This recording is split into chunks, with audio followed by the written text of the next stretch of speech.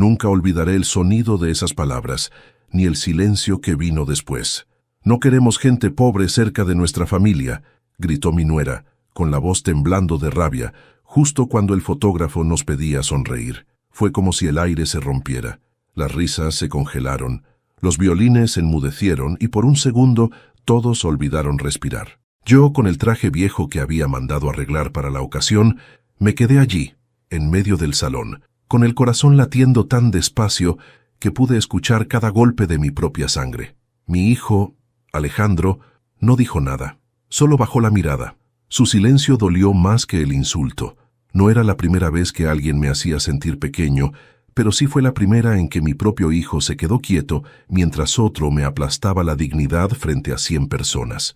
Camila, su flamante esposa, me miraba con la barbilla levantada con esa sonrisa fría que no deja espacio para la piedad. «No te ofendas, Javier», dijo fingiendo suavidad. «Es solo que no encajas. Esta es una boda elegante, no una reunión de barrio». Su madre, una mujer enjollada hasta los codos, asintió satisfecha. Yo respiré hondo. No quería llorar. Había pasado toda mi vida enseñándole a Alejandro que un hombre puede perderlo todo, menos el respeto por sí mismo. Pero ahí estaba, frente a todos, intentando recordar cómo se sostenía la dignidad cuando te la arrancaban de las manos. «Tranquila, hija», le dije, mirándola sin rencor. «Tienes razón, no encajo aquí». Me acomodé la chaqueta, tomé el bastón que usaba más por costumbre que por necesidad y agregué con voz firme: «Disculpen, no quiero arruinar la ceremonia de nadie». Y salí del salón, sin mirar atrás, con la cabeza erguida, aunque el alma se me desmoronaba por dentro. El murmullo de los invitados me siguió hasta la puerta. Alguien intentó detenerme, pero un gesto mío bastó para dejar claro que no hacía falta. Yo no iba a pelear, no en su terreno, no con sus armas. Había aprendido que el silencio, cuando viene del orgullo, pesa más que cualquier grito. Afuera el aire era distinto. Olía a noche, a tierra húmeda, a libertad. El sonido lejano de la música y las risas llegaba amortiguado, como si viniera de otro mundo. Encendí un cigarrillo, algo que no hacía desde que murió mi esposa, y me quedé mirando las luces del salón desde lejos. Mi hijo, mi pequeño Alejandro, el mismo niño que una vez me prometió: «Papá, cuando sea grande, te compraré una casa junto al mar». Ahora no era más que una sombra detrás de una ventana, de pie junto a una mujer que me odiaba por no tener dinero. Tragué saliva y sentí el sabor amargo de los años. Todo lo que había hecho, cada madrugada de trabajo, cada trozo de pan compartido, cada gota de sudor, todo había sido por él, y ahora, en el momento en que más necesitaba una palabra suya, eligió callar.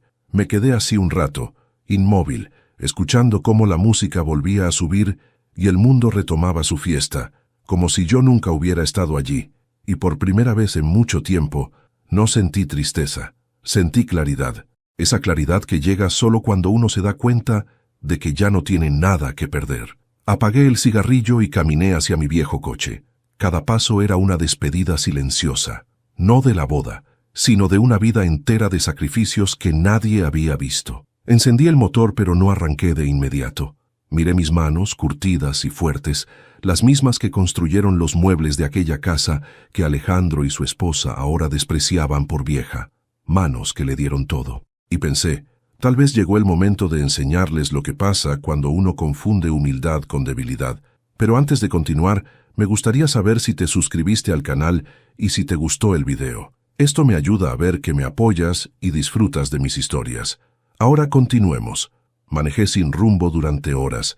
Las luces de la ciudad pasaban como destellos de recuerdos que no quería volver a mirar. En un semáforo, vi a una pareja joven tomándose de la mano, riendo, y sentí una punzada en el pecho, no por ellos, sino por mí, por lo que había perdido sin siquiera haber peleado. Cuando llegué a casa, me esperaban el silencio y las paredes desnudas. Saqué una vieja foto del cajón, Alejandro con 5 años, sentado sobre mi hombro mientras su madre reía.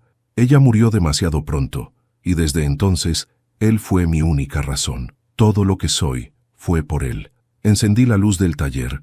Las herramientas seguían en su sitio, alineadas con precisión. Ese taller había sido mi refugio y mi sustento. Entre el olor a madera y barniz, me sentí acompañado otra vez. Toqué el banco de trabajo con las yemas de los dedos, como si saludara a un viejo amigo, y allí, bajo esa luz amarillenta, tomé una decisión. No buscaría venganza con gritos ni reproches. Lo haría como siempre hice las cosas, con paciencia, con trabajo y con inteligencia.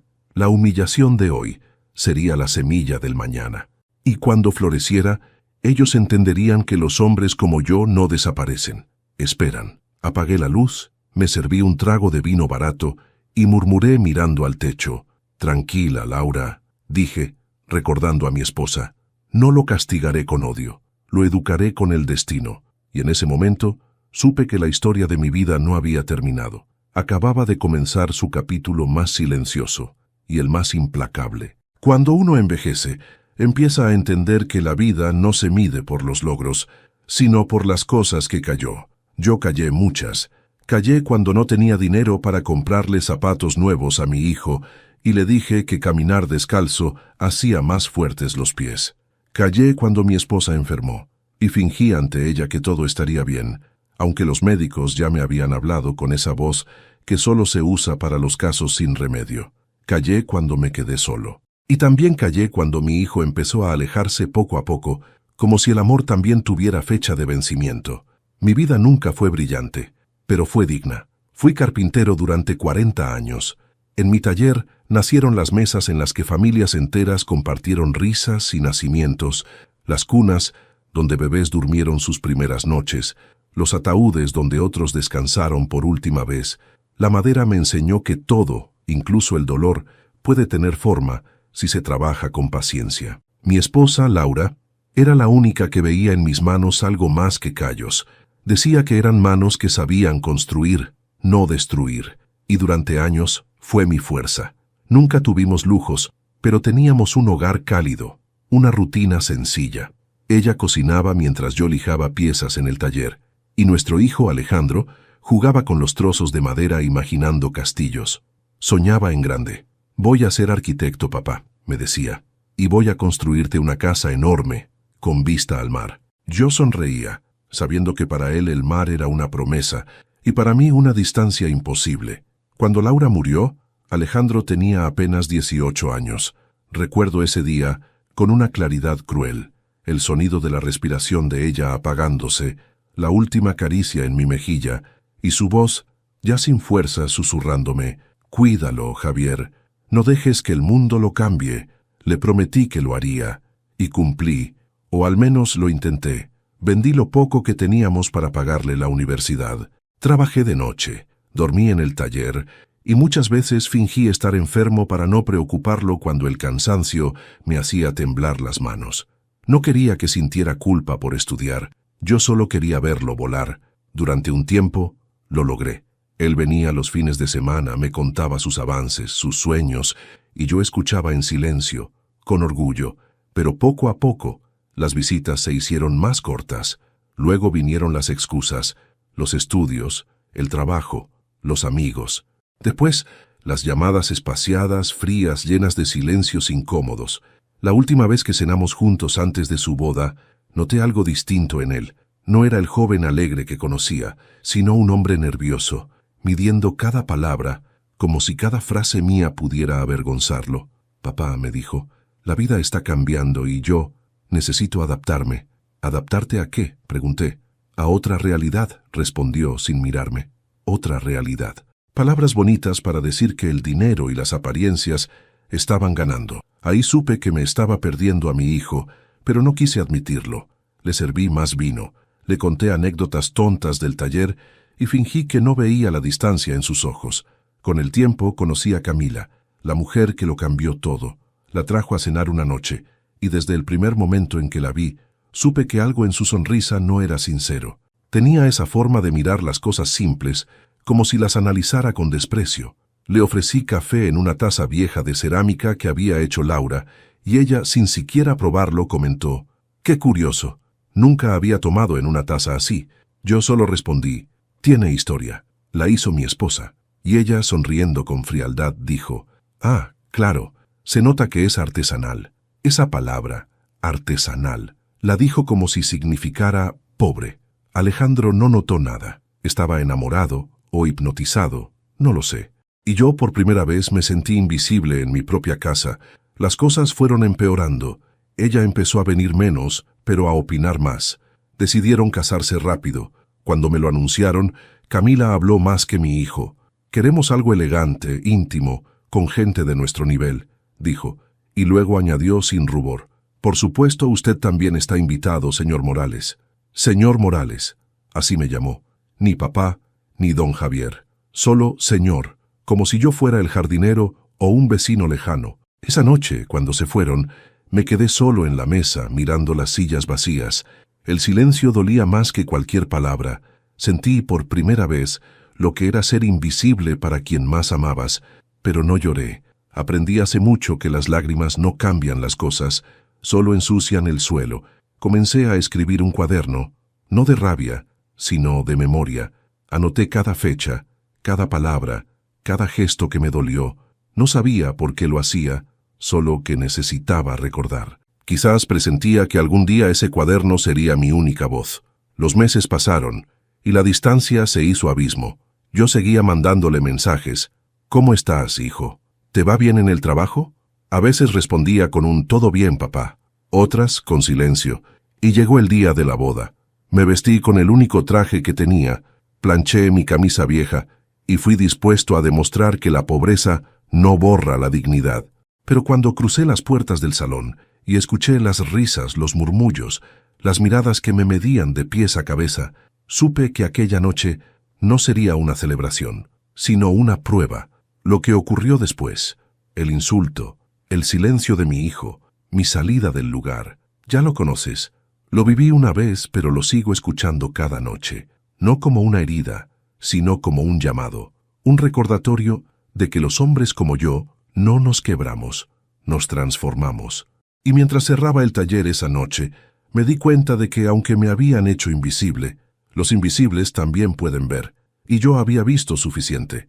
El primer día que la vi, comprendí que mi hijo estaba perdido, no porque ella fuera mala persona, aún no lo sabía, sino porque bastó con una sola mirada para entender que Alejandro ya no se pertenecía a sí mismo. Fue una tarde de domingo. El sol se filtraba por las ventanas del taller y el olor a barniz llenaba el aire. Yo estaba puliendo una vieja silla de roble cuando escuché su voz detrás de mí. «Papá, no sigas, vas a mancharte», me dijo Alejandro con una sonrisa nerviosa. Giré, limpiándome las manos en el delantal. A su lado, una mujer alta, impecable, con un perfume que costaba más que mi sueldo de un mes.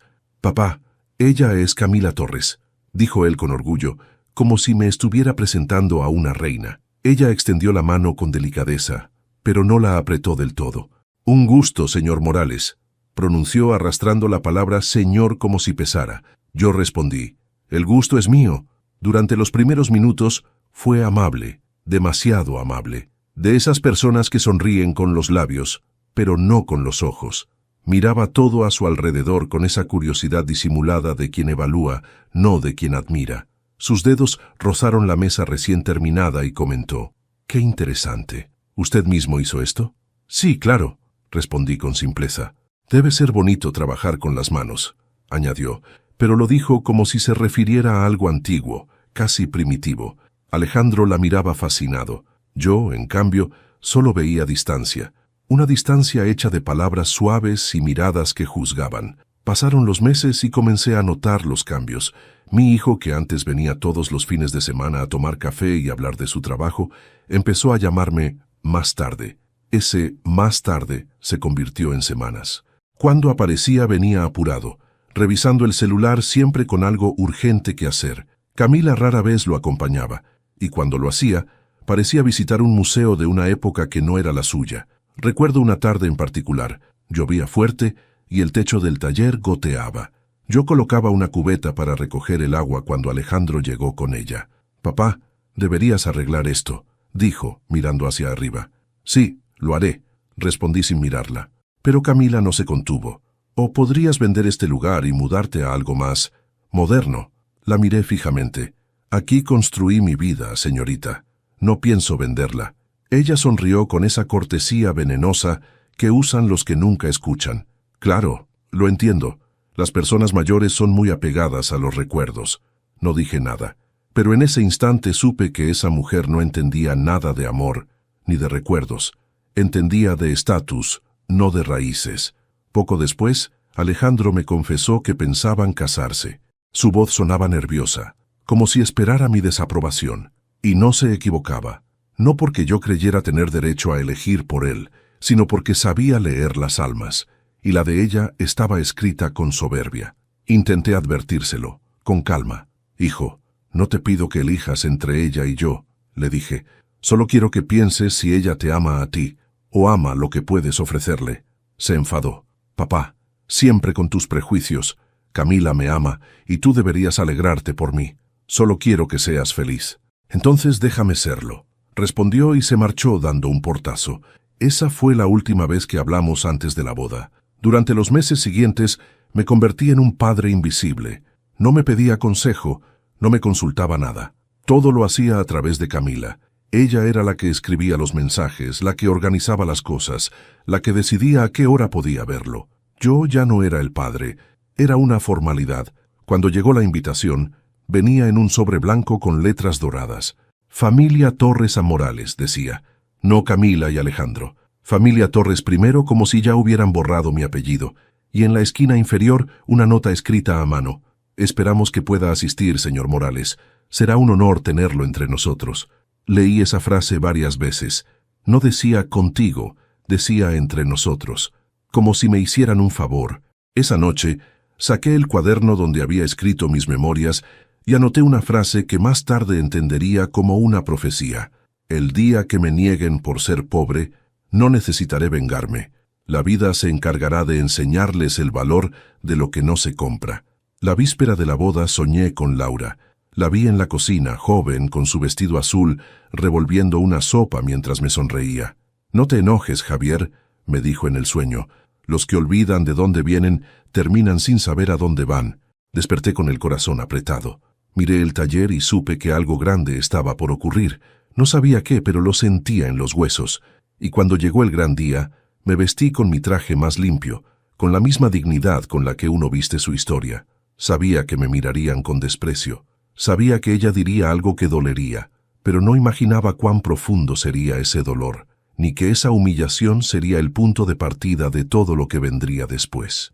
Porque a veces, lo aprendí tarde, los momentos que destruyen nuestra paz son los mismos que nos dan el poder de reconstruirla, ladrillo por ladrillo, con el fuego de la verdad. Dicen que callar es sabio, pero también puede ser una forma de morir lento. Yo había callado tanto que ya ni recordaba el sonido de mi propia voz cuando decía lo que pensaba, y ese silencio, el que adopté por amor, se transformó en el arma que otros usarían contra mí. Después de la boda no volví a ver a Alejandro durante semanas. Nadie me llamó, nadie preguntó si había llegado bien a casa después de aquella humillación. Solo el eco de aquella frase seguía golpeándome la cabeza. No queremos gente pobre cerca de nuestra familia. Cada noche repasaba la escena, buscando el momento exacto en el que mi hijo pudo haber hablado, y no lo hizo. Me decía que tal vez fue por vergüenza, por miedo, por sorpresa, pero en el fondo sabía la verdad. No dijo nada porque, en ese instante, estuvo de acuerdo. Intenté convencerme de que el tiempo pondría las cosas en su lugar, pero el tiempo no siempre repara, a veces solo revela. Un mes después Alejandro apareció en mi puerta. Vestía caro, o al menos intentaba parecerlo. Camisa de marca, reloj nuevo, zapatos brillantes. Detrás de él, su auto último modelo, el que compró con un crédito que yo mismo le ayudé a tramitar. «Papá», dijo, bajando la mirada. «¿Qué pasa, hijo?», respondí con calma. «Vine a verte. Camila no quería, pero necesitaba hacerlo». «¿Y por qué no quería?», pregunté. «Dice que tu presencia la incomoda». Asentí sin enfadarme. Eso suele pasar cuando alguien no soporta mirarse en un espejo. Alejandro se removió incómodo, como un niño atrapado en una mentira. Nos sentamos en la cocina, a la misma mesa de siempre. Saqué 2 tazas, serví café y esperé. Él jugaba con la cuchara, evitando mis ojos. «Papá, hay algo que necesito contarte», dijo finalmente. «Te escucho. Camila y yo estamos pasando por un momento complicado. Sus padres no pueden ayudarnos y la empresa en la que estoy invirtiendo tuvo algunos retrasos». «¿Y qué quieres que haga?», pregunté, aunque ya lo sabía. «Solo un préstamo, algo pequeño, temporal, un préstamo». La palabra me cayó pesada, como una piedra en el pecho. Yo, el hombre que había sido humillado públicamente, ahora era necesario. No como padre, sino como recurso. Lo miré largo rato. Su rostro era el mismo de cuando era niño, pero sus ojos ya no eran los de entonces. Tenían esa inquietud del que teme perder algo material, no del que teme perder un afecto. Alejandro, dije con voz baja, el dinero que te pides no es lo que necesitas.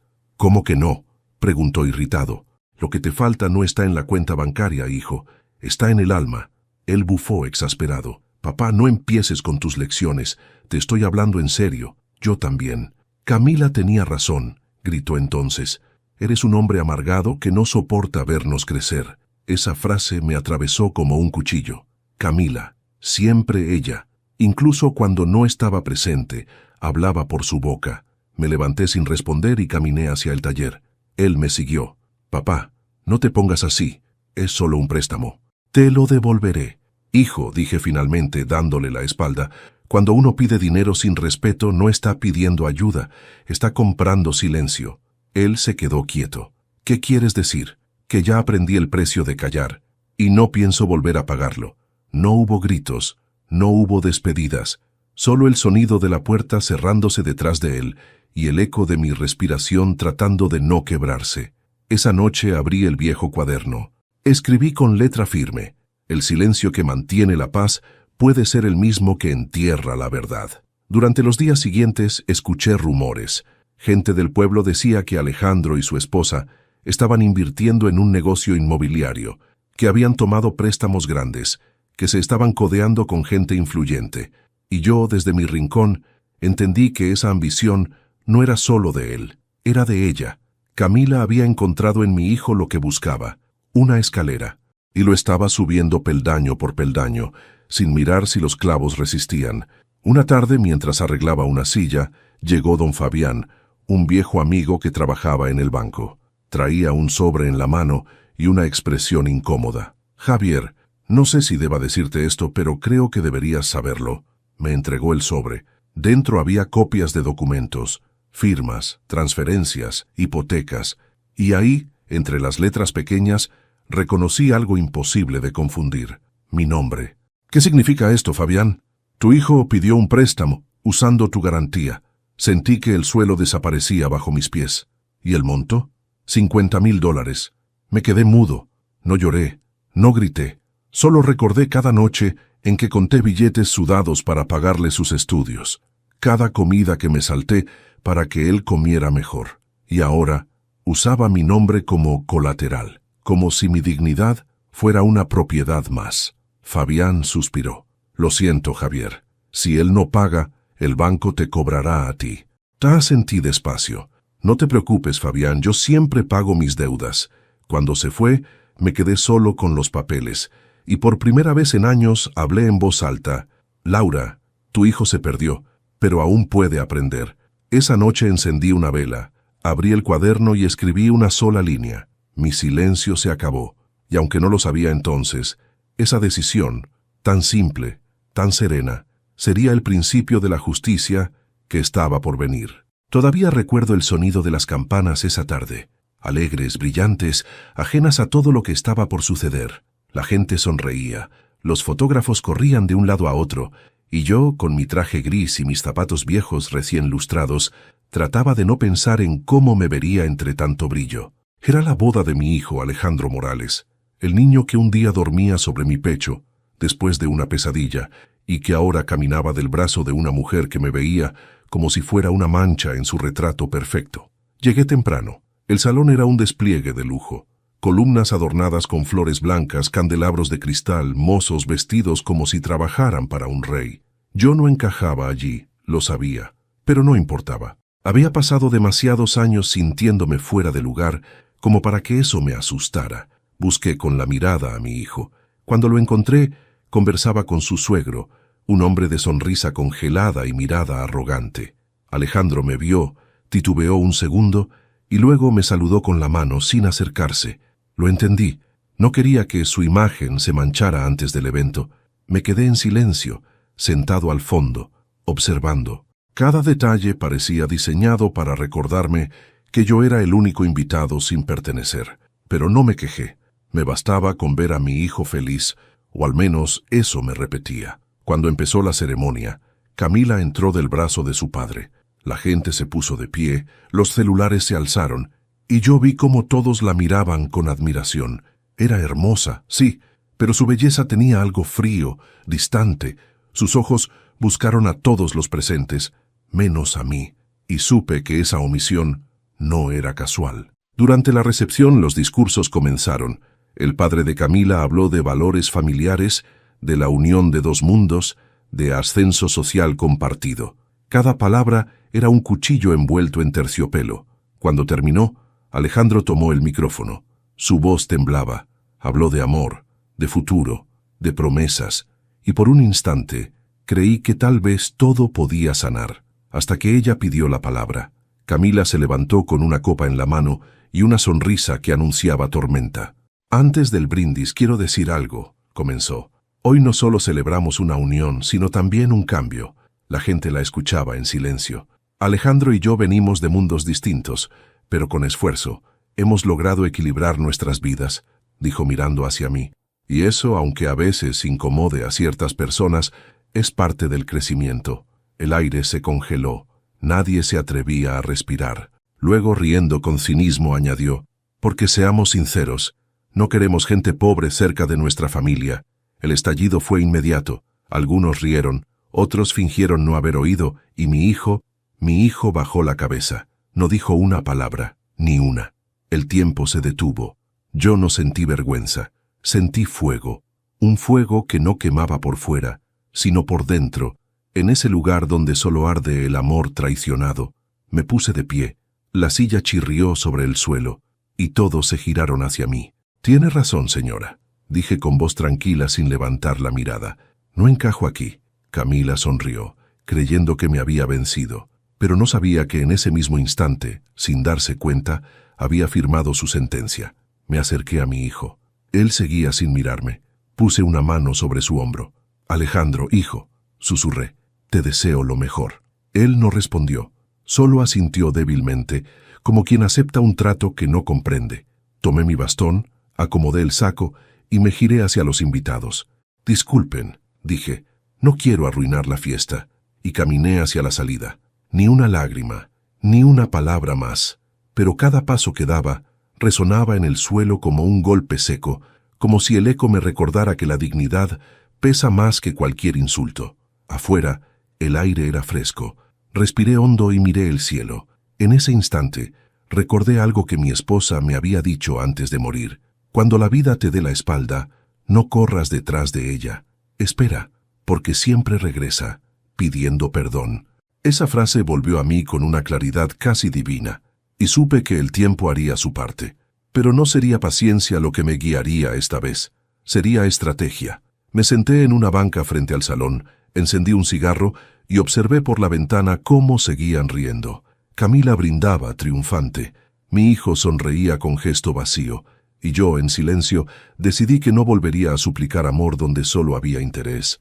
No era rencor lo que sentía, era justicia, una justicia lenta, fría, medida, la única que un hombre con experiencia sabe ejercer. Me quedé allí, viendo cómo las luces del salón brillaban hasta apagarse. Cuando la última risa se disolvió, me levanté y murmuré para mí mismo. Hoy me humillaron frente a todos, pero mañana será distinto. Antes de continuar, dime aquí en los comentarios qué te está pareciendo esta historia hasta ahora y qué harías tú en mi lugar. No te vayas del video, porque lo que viene a continuación te pondrá la piel de gallina. Encendí el motor de mi viejo coche y me marché.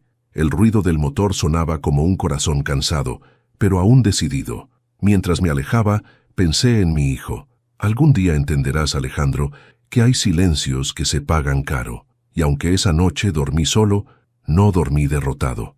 El destino, por fin, había abierto los ojos. Dormí poco aquella noche.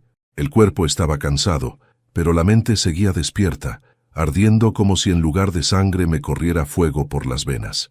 En los sueños, escuchaba una y otra vez la voz de Camila, burlona, repitiendo esas palabras frente a todos. Y luego el silencio de mi hijo. Ese silencio era lo que más dolía. El amanecer llegó sin aviso. El sol se filtró por las cortinas, tibio, indiferente. Me senté en la cama, respirando despacio, como quien intenta volver a un cuerpo que ya no le pertenece. Todo lo que tenía era la calma de un hombre que ha sido herido y ha decidido no sangrar frente a nadie. Encendí el viejo radio del taller. Una voz hablaba de noticias, de economía, de precios que subían. Todo seguía igual para el mundo, pero para mí, nada volvería a ser igual. Mientras calentaba café, sonó el teléfono. El aparato antiguo, con su timbre metálico, rompió el silencio de la casa. Contesté sin mirar el número. ¿Sí? Una voz vacilante respondió. Papá, soy yo. Era Alejandro. Por un segundo creí que iba a pedirme perdón, que me diría que todo había sido un malentendido, que se había avergonzado de su esposa, pero no. Su tono era el de alguien que necesita algo, no el de quien busca redención. ¿Cómo estás, hijo?, pregunté intentando mantener la voz firme. Bien, bueno, más o menos. Escucha, necesito hablar contigo. Te escucho. Camila y yo tuvimos algunos gastos imprevistos. La boda fue más cara de lo planeado y, bueno, ahora necesitamos un poco de ayuda. Tragué saliva. Ayuda. La palabra me resonó como un eco cínico. La misma boca que me había escupido desprecio ahora pronunciaba esa palabra. ¿Ayuda?, repetí. Sí, no mucho. Algo para la luna de miel. Después te lo devolveré. Me quedé en silencio. Del otro lado él respiraba con ansiedad. Papá, sé que tienes algunos ahorros. No te costará mucho. Y, bueno, Camila piensa que sería un lindo gesto si pudieras apoyarnos después de todo. ¿Después de todo? Interrumpí. ¿A qué te refieres? Ya sabe, vaciló. Lo de ayer. Ella cree que tal vez fuiste un poco susceptible. No quiso ofenderte. No pude evitar reírme, pero no de humor. Fue una risa seca, hueca. No quiso ofenderme. Hijo, tu esposa me llamó pobre frente a todos tus invitados. Sí, pero es su forma de ser. Y la tuya, añadí, es quedarte callado. Del otro lado, hubo un silencio tenso. Alejandro cambió de tono, más áspero. Papá, no hagas esto más difícil. Solo necesito el dinero. ¿Y qué necesitas exactamente? $5,000. $5,000, repetí despacio, como si probara las sílabas. Para su luna de miel. Sí, nos iríamos mañana. Entiendo. Caminé hasta el taller mientras seguíamos hablando. El olor a madera me calmó. Puse el teléfono sobre la mesa y observé las herramientas, cada una en su lugar, limpias, brillantes. Pensé en cuántos años me tomó ganarme el dinero que ahora me pedía sin vergüenza. Hijo, dije finalmente, lo que me estás pidiendo es imposible. Imposible. Pero si tú tienes dinero guardado, sí, tengo algo ahorrado. Entonces, ¿por qué no me ayudas? Porque ese dinero ya tiene dueño. ¿Ah, sí? ¿Quién? El futuro. Se quedó mudo. ¿Qué significa eso?, preguntó al fin. Significa que lo que me pides, ya lo usé. ¿Cómo que lo usaste? Sí, hijo. Pero no te preocupes. Algún día entenderás en qué. La rabia en su voz fue inmediata. Papá, no puedes hacerme esto. Camila me está presionando. Dice que lo necesitas para mantener las apariencias, ¿verdad? Lo interrumpí. Silencio. Escucha, Alejandro, dije con voz más baja. No naciste entre lujos, pero creciste rodeado de amor. Sin embargo, elegiste avergonzarte de eso. ¿No es así? Sí, lo es. Te avergüenza de dónde vienes, y ese es el principio del fin para cualquier hombre. Del otro lado, se escuchó un golpe, como si hubiera cerrado el puño sobre la mesa. Siempre moralizando, papá. Por eso nadie te soporta. Es posible, respondí. Pero los que no me soportan suelen ser los que no soportan su propia culpa. Hubo otro silencio, esta vez más largo. Sabía que estaba al borde de colgar. Antes de hacerlo, le dije con calma, hijo, te deseo un buen viaje. Y cuando regreses, si todavía tienes curiosidad por saber en qué gasté mi dinero, ven a verme. ¿Qué significa eso? Significa que la vida, a veces, cobra sin aviso. Colgó sin despedirse. Me quedé escuchando el tono muerto del teléfono, con el corazón latiendo lento. Luego me senté en mi banco de trabajo y miré los planos que tenía guardados bajo una tabla de madera.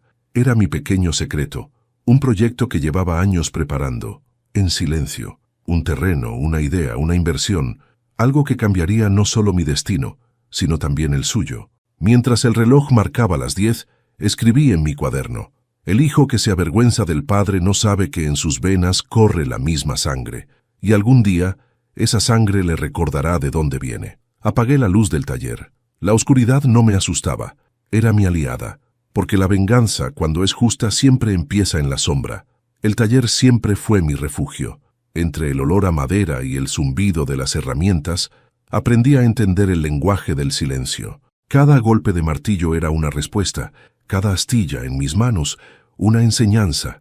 Allí encontré la forma de transformar la rabia en creación, la tristeza en estructura y el vacío en algo útil. Durante años, mientras el mundo se olvidaba de mí, ese lugar se convirtió en mi santuario y mi testigo, y también, sin que nadie lo supiera, en el corazón de mi plan. Cuando Alejandro era niño, solía esconderse entre los tablones del taller para jugar. Un día, mientras yo lijaba una mesa, me preguntó: «Papá, ¿por qué trabajas tanto?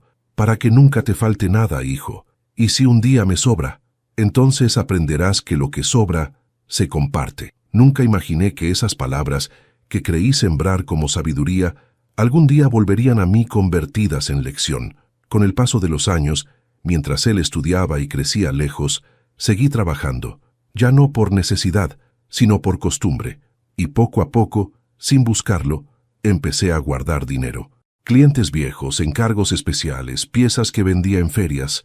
El dinero se acumulaba en sobres, en latas, en cajas escondidas detrás de las herramientas, hasta que un día, sin proponérmelo, descubrí que había ahorrado más de lo que jamás imaginé tener. No era una fortuna, pero sí lo suficiente para cambiar un destino. Y cuando mi hijo comenzó a avergonzarse de mí, entendí que ese dinero ya no me pertenecía. Era el instrumento que el destino me había entregado para devolverle una lección que ni la universidad ni el lujo podrían enseñarle. Debajo del taller había un sótano. Nadie lo sabía, ni siquiera Laura, mi esposa, lo conoció completo. Allí guardaba los trabajos más delicados, los materiales valiosos y mis recuerdos, y en los últimos años también guardé mis documentos, mis inversiones y mis secretos, entre ellos un sobre marrón con el título Proyecto Aurora. Era mi obra final, una empresa pequeña de carpintería que había registrado a mi nombre, pero bajo otra razón social: Aurora Artesanal S.A. El nombre no era casual.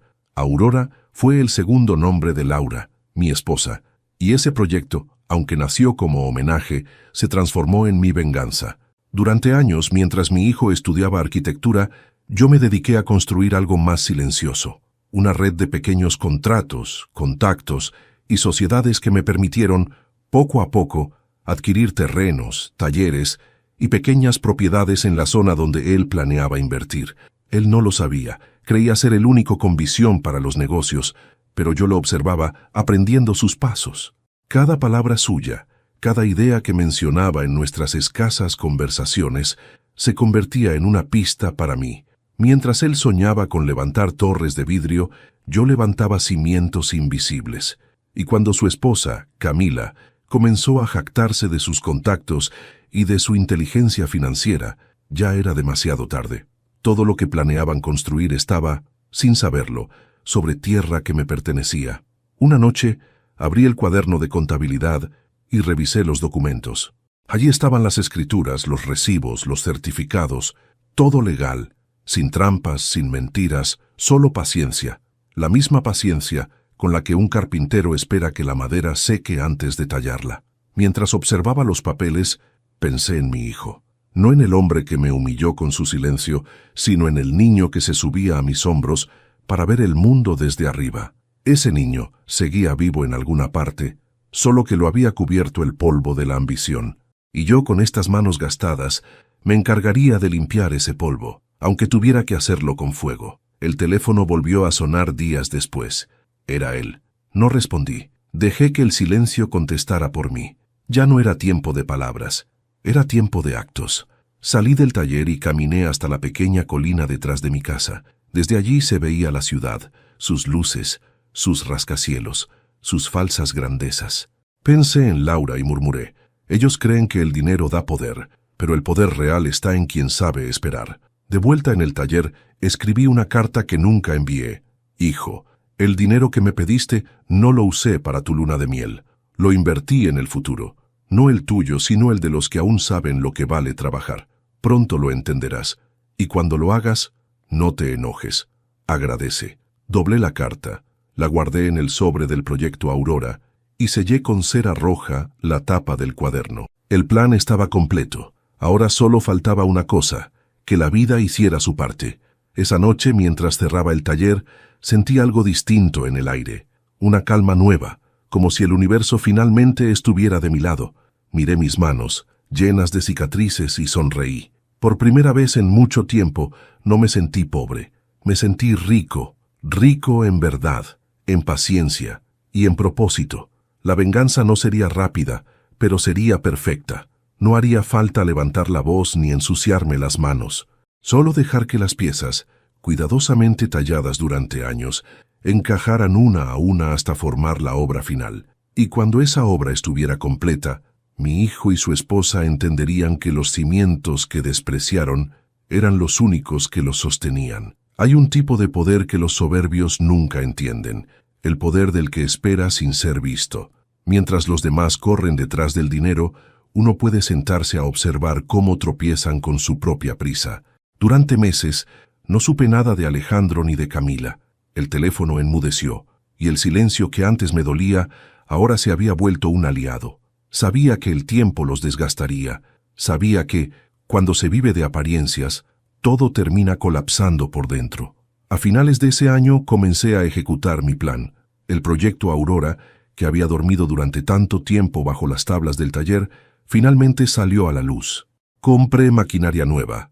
Contraté a 3 jóvenes carpinteros del barrio, chicos buenos, humildes, con hambre de aprender, y levanté un pequeño taller moderno en las afueras de la ciudad. Nadie sabía que el dueño era yo.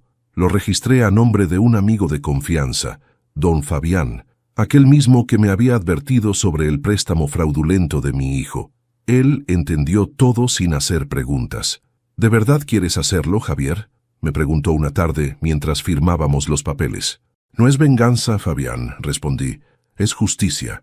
Y si tu hijo se entera, entonces aprenderá que las raíces también pueden florecer bajo tierra.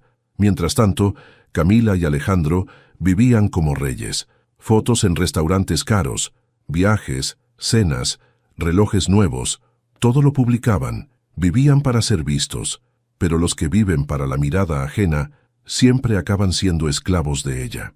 Me enteré por rumores que Alejandro había conseguido un socio importante, un inversionista extranjero interesado en construir un complejo de departamentos en la zona norte, la misma zona donde mi empresa, Aurora, poseía los terrenos comprados años atrás. Cuando lo supe, no sonreí, solo cerré los ojos y murmuré. Entonces el juego comienza. Una tarde fui al banco a retirar parte de mis ahorros. La cajera, joven y amable, me atendió sin saber que estaba presenciando el inicio de un movimiento que cambiaría varias vidas. Con ese dinero, Aurora Artesanal S.A.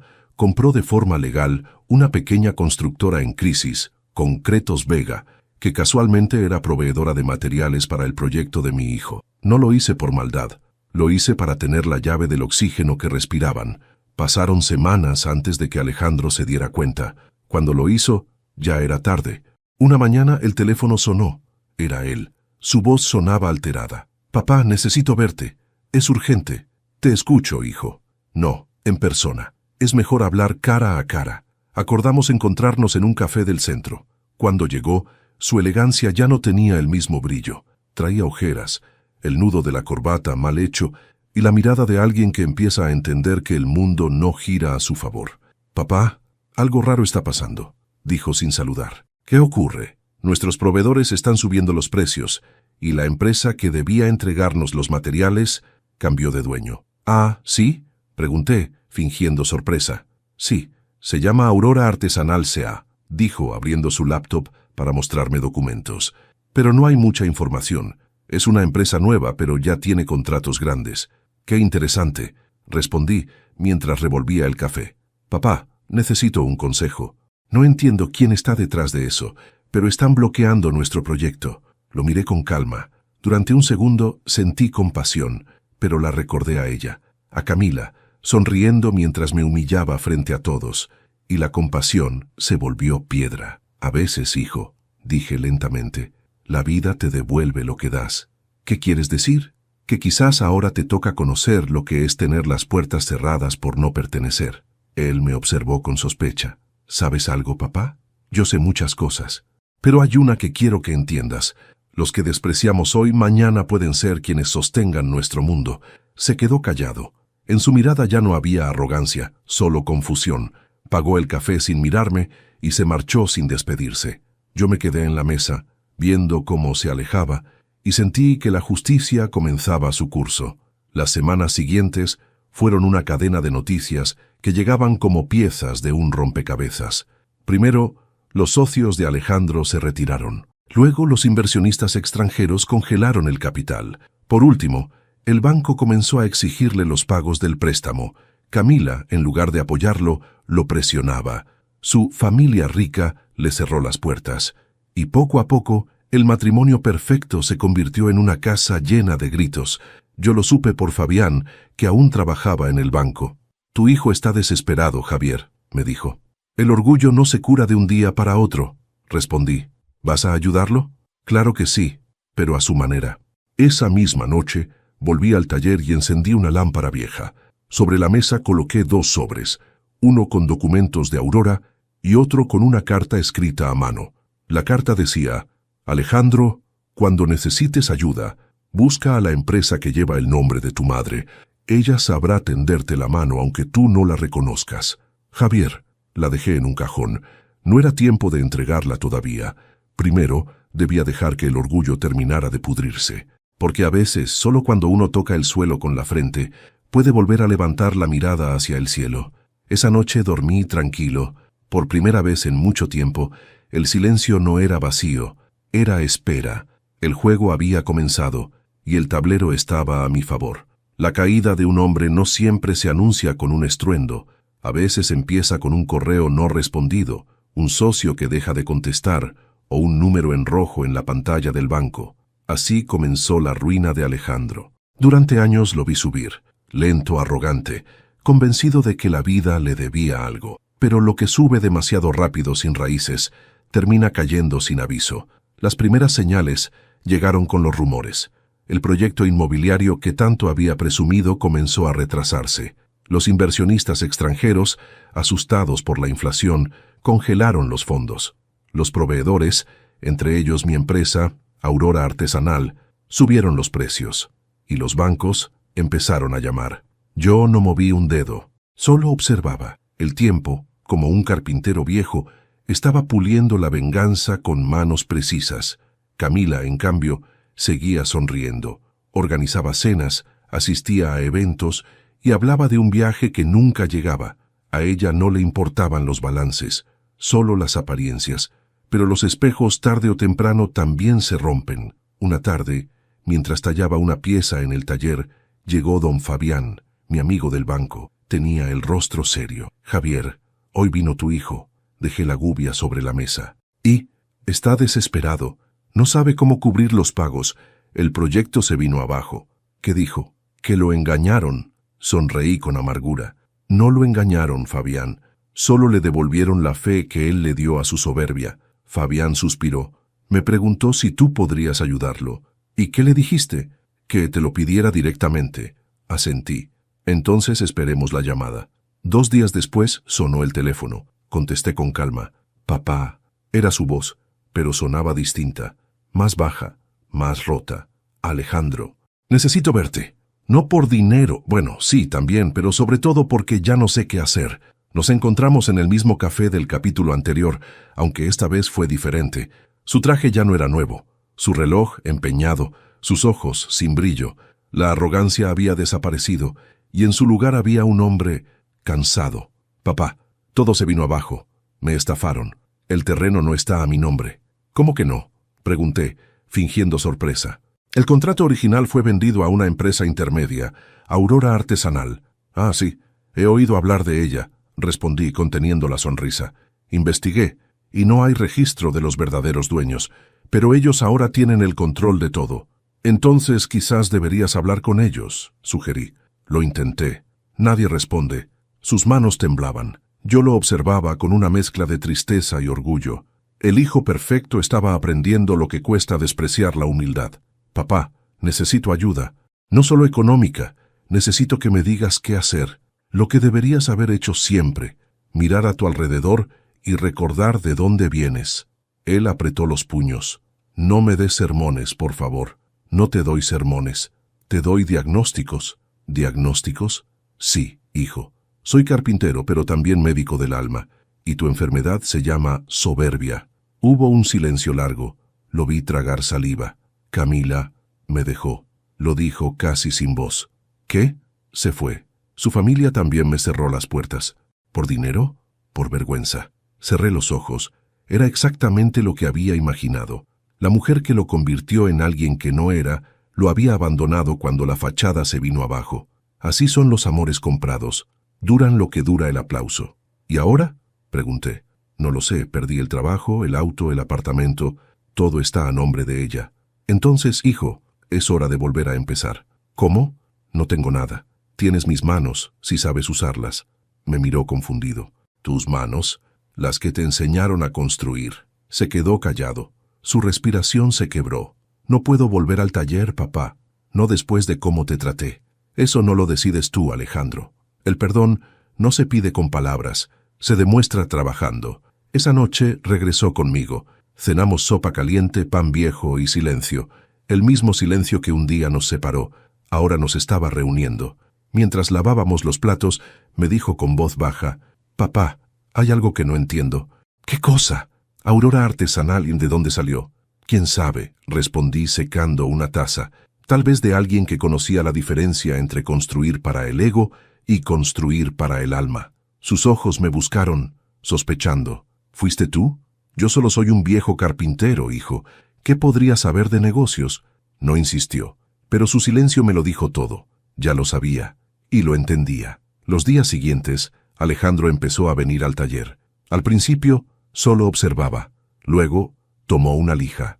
Después, un martillo, y poco a poco, las manos que antes firmaban contratos empezaron a sangrar con orgullo. Camila, mientras tanto, intentó vender lo que quedaba de sus pertenencias, pero las deudas la ahogaron. Los mismos amigos que antes la rodeaban desaparecieron. Su nombre, el que una vez brilló en redes y fiestas, se convirtió en sinónimo de burla. Así, sin levantar la voz, la vida había hecho justicia. Yo no tuve que castigar a nadie, solo dejé que el tiempo cobrara lo que le debían. Una tarde, mientras Alejandro barnizaba una mesa, me miró y dijo, «Papá, ahora entiendo». «¿Qué entiendes?» «Que el verdadero fracaso no es quedarse sin dinero, es olvidarse de quién te enseñó a vivir». No respondí, solo asentí, y en silencio sentí que algo en mí se cerraba. No la herida, sino el ciclo. La lección estaba completa, porque al final no fue la ruina lo que lo cambió, fue el espejo donde, por fin, volvió a ver a su padre. Era una tarde gris, de esas que presienten tormenta. El cielo, cargado y bajo, parecía reflejar lo que se avecinaba. Yo estaba en el taller, reparando una vieja mesa que Alejandro y yo habíamos construido juntos cuando él era niño. Aún podía ver sus iniciales talladas en una esquina, AM. Las había hecho con torpeza, pero con orgullo. Mientras pasaba el trapo sobre la madera, escuché el ruido de un coche detenerse frente a la casa. El motor se apagó, la puerta se cerró de golpe, y supe que no era Alejandro. Pasaron unos segundos. Luego, 3 golpes secos en la puerta. «Adelante», dije sin alzar la voz. La puerta se abrió, y allí estaba Camila. Vestía un traje caro, pero arrugado. Su maquillaje estaba corrido y sus ojos, antes altivos, ahora eran los de una mujer que había perdido algo más que dinero. «¿Podemos hablar?», preguntó con un tono áspero, casi suplicante. «Siempre se puede hablar», respondí, sin levantarme del banco. «Es sobre Aurora Artesanal». «Ah, ese nombre suena mucho últimamente», murmuré. Cerró la puerta tras de sí, respirando con dificultad. «No te hagas el inocente, Javier». «¿Inocente de qué?» «De destruir mi vida». Solté una pequeña risa. «¿Destruir tu vida?» «No, Camila. Solo te devolví lo que construiste con tus propias manos». «Aire». Ella dio un paso al frente, temblando. «Sabía que eras tú», gritó. «Desde el principio, desde que empezaron los problemas, lo sospeché, pero no imaginé que tu venganza llegaría tan lejos. ¿Para qué? ¿Para vernos arruinados? ¿Para vernos sufrir?» La miré en silencio. Sus palabras caían como piedras, pero no me dolían. Había esperado ese momento durante mucho tiempo. «No lo hice para verte sufrir», le dije al fin. Lo hice para que aprendieras. ¿Aprender qué?, espetó. ¿A ser pobre? ¿A vivir en la miseria como tú? No, respondí con serenidad. A entender que la pobreza no es una falta de dinero, sino una falta de alma. Camila se mordió los labios intentando contener las lágrimas. Tú no sabes lo que es perderlo todo. ¿No?, pregunté. Yo perdí a mi esposa, mi casa, mi dignidad, y aún así seguí de pie. Tú perdiste una cuenta bancaria y te desplomaste. ¿Ves la diferencia? Su respiración se volvió agitada. Usaste a tu hijo, acusó. No, negué. Lo rescaté. Lo humillaste. Lo enseñé. Hubo un silencio largo. Solo el tic-tac del reloj del taller rompía la tensión. Ella se cruzó de brazos, tratando de recuperar su orgullo. ¿Y qué vas a hacer ahora? ¿Quedarte con todo? No. Entonces, ¿qué quieres? Nada. ¿Nada?, repitió con incredulidad. Nada que se compre. Camila rió con ironía. Eres un viejo enfermo de resentimiento. No, Camila. Estoy curado. La enfermedad era creer que el perdón se gana con disculpas. Pero descubrí que no hace falta perdonar a quien ya está pagando su propio precio. Sus ojos se llenaron de lágrimas, pero no de arrepentimiento, de rabia. Eres un monstruo. No, hija. Soy carpintero. Solo reparo lo que otros rompen. Por un momento se quedó callada. Luego sacó algo de su bolso. Un sobre. Esto llegó al correo de Alejandro. Tiene tu firma. Ah, así que ya lo leyó. No. Entonces hazlo tú. Rasgó el sobre con las manos temblorosas y empezó a leer. Mientras lo hacía, su rostro se transformó. La ira dio paso al desconcierto, y el desconcierto a algo que se parecía al miedo. El contenido decía: Camila, el dinero que buscabas nunca existió para ti. La fortuna que creías dominar en realidad pertenecía a quien la ganó con sudor. Te doy las gracias por mostrarle a mi hijo el rostro verdadero de la ambición. Gracias a ti, ahora comprende lo que significa el valor. No me debes nada. El precio ya está pagado. Javier Morales. Cuando terminó, me miró sin saber qué decir. ¿Por qué?, preguntó al fin. ¿Por qué no simplemente me destruiste por completo? Porque la destrucción es fácil. Yo prefiero la enseñanza. Camila se dejó caer en una silla del taller. El aire olía a aserrín y a derrota. ¿Y ahora qué vas a hacer conmigo?, susurró. Nada. ¿Nada? Nada, repetí. Porque ya hiciste lo más importante, mirarte al espejo. Sus lágrimas comenzaron a caer sin control. Por primera vez, no era la mujer altiva, ni la esposa de nadie, ni la hija de una familia rica. Era solo Camila, una mujer desnuda de apariencias. Se levantó despacio con el sobre en la mano. Antes de salir, se volvió hacia mí y dijo: «Él te admira, lo niega, pero te admira». «No lo niego», respondí, «lo espero». Cerró la puerta sin mirar atrás.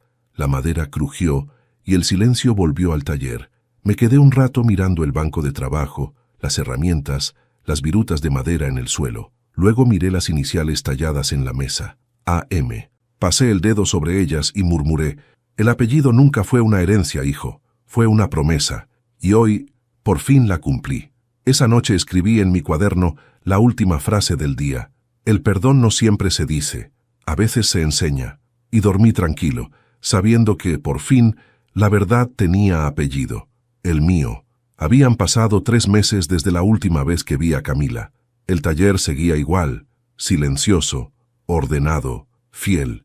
El polvo del aserrín cubría cada superficie como una nieve dorada que no molestaba. Era mi paz. A veces el silencio puede ser un castigo, pero esta vez era un premio. Cada día, al amanecer, abría las ventanas y dejaba que el aire nuevo entrara. Ya no esperaba nada. No buscaba llamadas, no revisaba cartas, no pensaba en venganzas. Había cumplido mi parte. Y cuando uno hace justicia con las manos limpias, la conciencia se vuelve ligera como el aire.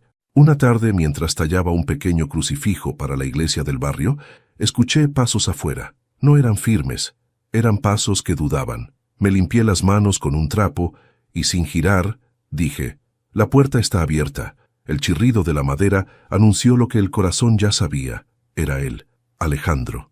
«Papá», dijo con voz baja. No me giré enseguida. Dejé el cincel sobre la mesa, respiré hondo y recién entonces lo miré. Ya no era el hombre trajeado que me humilló con su silencio en aquella boda. Tampoco el hijo desesperado que vino a pedirme dinero.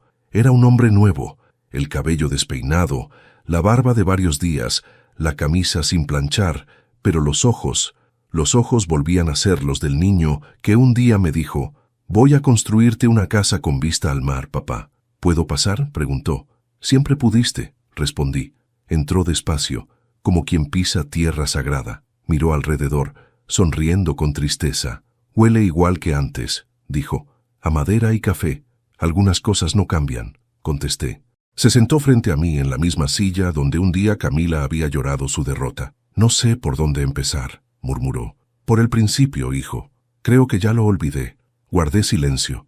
Él bajó la cabeza. «Fui un idiota, papá». Su voz temblaba. «Te fallé de todas las formas posibles». «No», le interrumpí con suavidad. «Solo te perdiste. Y tú me dejaste caer. Era la única forma de que aprendieras a levantarte solo». Alejandro asintió despacio. Sus ojos se humedecieron. «Camila me dejó con una deuda enorme. Vendí lo poco que quedaba, pero ¿sabes qué?», sonrió con tristeza. «No me duele haber perdido el dinero. Me duele haber perdido el respeto de mi padre». Esa frase me quebró algo por dentro. No porque lo dijera, sino porque lo sentía. Por fin lo sentía. Me levanté y caminé hacia una estantería vieja. Saqué un sobre cerrado con cera roja. Lo puse frente a él. «¿Qué es esto?», preguntó. «Tu parte del taller». Me miró sin entender. «¿Cómo que mi parte? El proyecto Aurora no fue solo una empresa. Fue una prueba y tú la superaste, aunque no lo sepas». «No entiendo». «Aurora fue el nombre de tu madre. Todo lo que hice, lo hice para preservar lo que ella y yo creamos. Dignidad, no riqueza». Lo miré fijo. «Ahora es tu turno de construir con ese nombre, pero no con soberbia, con propósito». Él abrió el sobre. Dentro había documentos de propiedad, llaves y una carta que llevaba mi letra. La leyó en silencio. «Hijo, esta no es una herencia, es una continuación. Si la madera sigue firme es porque aprendió a resistir el fuego. Yo ya cumplí mi parte. Ahora te toca a ti tallar la tuya». Cuando terminó de leer, me miró con lágrimas contenidas. «Papá, no merezco esto». «Nadie merece el perdón, hijo. Se recibe y se honra». Nos quedamos en silencio. Solo el canto de los pájaros afuera nos acompañaba. Entonces, Alejandro se levantó, dio la vuelta a la mesa y me abrazó, fuerte, como cuando era niño. Yo tardé un segundo en reaccionar. Mis brazos, endurecidos por los años, lo rodearon despacio. Sentí su respiración temblar contra mi hombro. «Perdóname, papá. Ya estás perdonado, desde antes de que lo pidieras». Nos quedamos así un largo rato. En ese abrazo no había palabras, solo reconocimiento. El hijo que me había avergonzado ante todos, ahora me abrazaba sin miedo, sin público, sin testigos. Y en ese gesto entendí algo. No hay venganza más perfecta que ver la humildad renacer. Antes de irse, Alejandro recorrió el taller con la mirada. Se detuvo frente a la mesa con las iniciales talladas. «AM», dijo sonriendo. «Nunca borraste esto. Era el recordatorio de que el amor también deja marcas, hijo». «¿Y si tallo las tuyas al lado?», preguntó. «Hazlo, pero no con cuchillo, con tus actos». Él asintió, y al salir, antes de cerrar la puerta, me dijo algo que guardé para siempre. «Papá, la próxima casa que construya llevará tu nombre». Sonreí, pero no respondí. Solo observé cómo se alejaba por el camino, esta vez sin prisa, sin miedo, sin máscara. Esa noche abrí el cuaderno una vez más. Escribí despacio, con mano temblorosa. El hijo volvió, y con él, la paz. Apagué la luz del taller sabiendo que, por primera vez en años, podía dormir sin peso en el pecho. El pasado había hablado, el orgullo había muerto, y el amor, el de verdad, había regresado a casa. La mañana en que desperté con la sensación de que algo terminaba, el sol entraba suave por la ventana del taller. Era uno de esos días que parecen suspendidos en el tiempo, donde el silencio no pesa, sino que abraza. El aire olía a madera, café recién hecho y calma. Después de tanto caos, tanto ruido, tanta herida, por fin había paz. Me senté en el banco de trabajo y pasé la mano por la superficie lisa de la mesa donde había tallado, por años, los fragmentos de mi historia. Cada rasguño, cada marca, cada cicatriz en la madera me hablaba. Eran las huellas de mi vida, grabadas sin testigos, pero con verdad. Desde hacía semanas, Alejandro venía todos los días.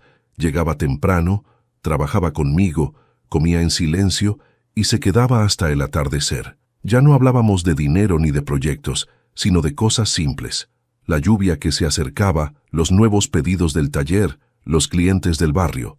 Era como si el tiempo se hubiera dado una segunda oportunidad para enseñarnos a convivir. Esa mañana, mientras lijábamos juntos una mesa para un encargo, me dijo: «Papá, he estado pensando». «¿En qué?» «En abrir una nueva línea de muebles bajo el nombre Aurora Morales». Levanté la vista. «¿Aurora Morales?» «Sí, quiero que lleve tu apellido». «¿Y el de tu madre?», dije sonriendo. «Exacto, lo haré en honor a ustedes». Asentí, conteniendo una emoción que se me clavaba en la garganta. No necesitaba oír más. Ese era mi legado. No la venganza, sino la continuidad del amor en silencio. Los días siguientes fueron de calma y rutina.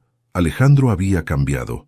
Sus manos, antes suaves, estaban llenas de callos y pequeñas heridas, pero su mirada había vuelto a tener esa luz de cuando era niño. Había vuelto a ser mío, aunque ya no lo reclamaba como hijo, sino como hombre. A veces lo observaba sin decir nada, y pensaba que quizá ese era el verdadero sentido de envejecer. Ver a los que amaste tropezar, caer, levantarse y volver a amar la vida desde otro lugar.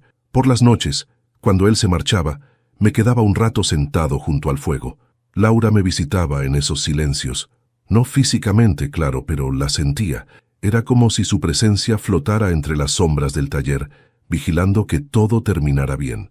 Y cada vez que el fuego chispeaba, me parecía escuchar su voz susurrando: «Lo hiciste bien, Javier. Ya puedes descansar». Un viernes por la tarde, Alejandro llegó con algo en las manos.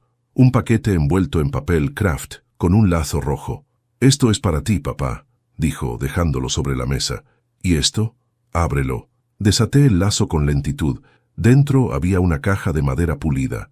Era perfecta, sin una sola imperfección. Al abrirla, encontré una pequeña placa de metal grabada que decía: «Para el hombre que me enseñó a construir, incluso cuando todo estaba roto». Por primera vez en muchos años, lloré, no de tristeza, sino de alivio, de ver que todo el dolor, la paciencia, las humillaciones y los silencios habían valido la pena. Alejandro me abrazó. Fue un abrazo largo, sin palabras, el tipo de abrazo que no necesita disculpas, porque ya las contiene todas.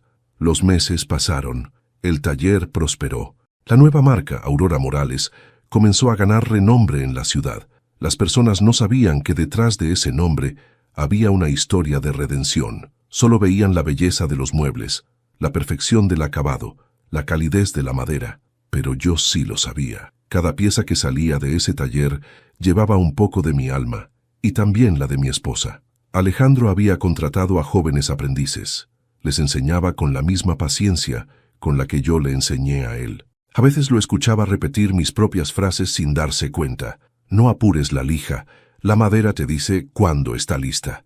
El que construye con rabia, destruye sin notarlo. Y yo sonreía desde el fondo, en silencio, sintiéndome completo. Una noche de verano, mientras terminábamos un pedido grande, me sentí cansado, más de lo habitual. Me dolían los brazos, las piernas, el pecho. No era un dolor agudo, sino un cansancio que venía de adentro, como si algo en mí dijera: «Ya es hora». Me senté en el banco, respirando despacio. Alejandro lo notó. «¿Estás bien, papá?» «Solo cansado, hijo. Los años pesan más cuando el alma se queda sin pendientes. ¿Quieres que te lleve al médico?» «No, no hace falta. Estoy bien. No digas eso. De verdad, estoy en paz». Él me miró en silencio y comprendió. Hay cosas que no se explican, solo se sienten. Esa noche, después de cenar, tomé mi cuaderno y escribí la última página. Con letra temblorosa anoté: «Cuando un padre muere, no se va. Se queda en los gestos del hijo, en la forma en que mira el mundo, en la paciencia con que espera, en la calma con que ama. Yo ya estoy ahí. En cada madera que toques, en cada casa que levantes, seguiré contigo, hijo mío. J.M». Cerré el cuaderno, lo guardé en la caja que él me había regalado y la coloqué sobre la mesa. Luego apagué la lámpara y me quedé mirando la luna por la ventana. Era redonda, luminosa, como una bendición silenciosa. «Laura», susurré, «nuestro hijo volvió». Y con eso pude cerrar los ojos tranquilo. A la mañana siguiente Alejandro me encontró dormido en el banco del taller. Tenía una sonrisa leve y las manos apoyadas sobre el cuaderno. No había dolor, solo paz. La clase de paz que llega cuando la vida, por fin, completa su círculo. Él no lloró enseguida. Me contó después que se quedó sentado a mi lado durante horas, mirando el sol entrar por las rendijas del techo, entendiendo poco a poco que yo ya no estaba, y al mismo tiempo que nunca más me iría del todo. Encontró la caja con el cuaderno, leyó cada página, rió, lloró, se detuvo, volvió a leer, y al llegar al último mensaje, cerró los ojos y murmuró: «Descansa, papá, ahora me toca a mí tallar el mundo». Epílogo, el legado. Han pasado 5 años desde aquel día. El taller ahora lleva un nuevo letrero: Aurora Morales, Carpintería y Alma. Las paredes están cubiertas de fotografías antiguas. Laura joven, yo en mis primeros trabajos y Alejandro con sus aprendices. Cada mañana, el sonido de los martillos y las sierras llena el lugar de vida. Alejandro se casó de nuevo, con una mujer sencilla, de manos trabajadoras y sonrisa honesta. Tienen una hija, se llama Laura, como su abuela. La niña tiene los ojos de su padre, pero la calma de su abuelo. A veces entra al taller corriendo, se sienta en mi viejo banco, que Alejandro conserva intacto, y pregunta: «Papá, ¿este era el lugar del abuelo?». Y él responde con una sonrisa suave: «Sí, mi amor, aquí nació todo lo que somos». Cada año, el aniversario de mi partida no es un día triste. Es el día del taller abierto. Alejandro deja entrar a la gente del barrio, regala piezas pequeñas y cuenta mi historia a quien quiera escucharla. No habla de venganza ni de humillaciones. Habla de aprendizaje, humildad y perdón, porque eso fue al final lo que nos salvó. En un rincón bajo una vitrina está mi cuaderno. Las páginas están gastadas pero intactas, y en la tapa, grabada con fuego, una frase que Alejandro mandó tallar: «El amor no se enseña hablando, se enseña esperando». A veces, cuando cae la tarde y el sol entra por la ventana, Alejandro jura sentir mi sombra moverse entre los bancos, guiándolo, observando, y sonríe, porque sabe que estoy allí. En cada mueble, en cada clavo, en cada trozo de madera que vuelve a la vida bajo sus manos. El último regalo que le dejé no fue el taller, ni el dinero, ni los documentos. Fue la certeza de que el amor de un padre no muere, solo cambia de forma. Pasa del cuerpo al recuerdo, del silencio a la enseñanza, y cuando el hijo lo entiende, el padre vive para siempre. Y así, entre el polvo del aserrín, el sonido de los martillos y el eco de una voz que ya no se oye pero aún se siente, la historia de Javier Morales se convierte en algo más que un relato, una herencia invisible que respira en cada gesto, en cada lección, en cada lágrima que valió la pena, porque la verdadera riqueza no está en lo que se hereda, sino en lo que se aprende, y mi hijo, al fin, lo aprendió. A veces, el amor no se grita, se demuestra en silencio. Si alguna vez sentiste que tu esfuerzo fue ignorado, recuerda esto: quien hoy no te valora, un día aprenderá gracias a ti, porque el tiempo siempre pone cada corazón en su lugar. Si esta historia tocó tu corazón, déjame un comentario contando qué parte te hizo reflexionar más. Suscríbete al canal, dale like al video y cuéntame desde qué ciudad nos estás viendo. Así sabré que, aunque estemos lejos, seguimos construyendo juntos estas historias que nos recuerdan que el amor verdadero nunca se jubila.